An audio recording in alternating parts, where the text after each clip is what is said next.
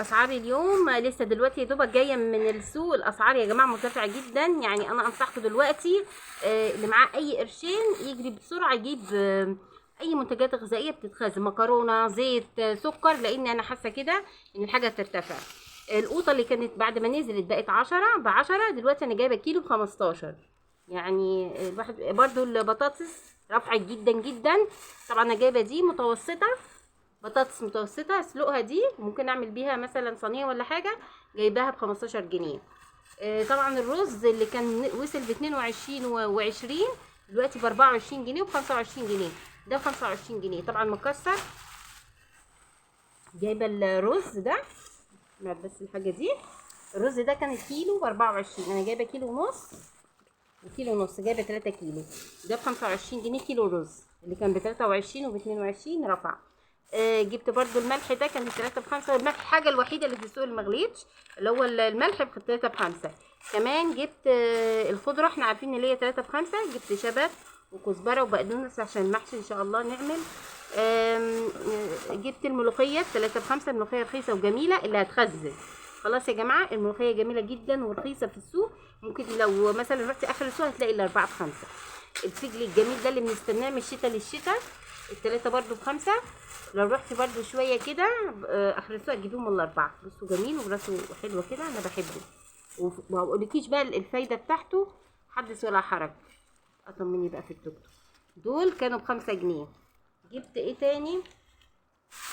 جبت مكرونه، المكرونه ب20 جنيه، انا جايبه ده كيلو ونص مكرونه. ده تبع الفجل. جبت الفول ب40 جنيه، جايبه نص كيلو. اللوبيا ولعت، اللوبيا جايبه الربع ب20. والفاصوليا برضه، الفاصوليا الربع ب20 يعني كيلو ب80.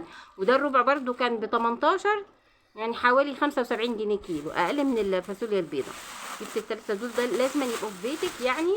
جبت ايه تاني؟ جبت الموز كان ب20، ده كان اخر الموز اللي هو البلدي بتاعنا الجميل. جبت ده كان الكيلو ب20.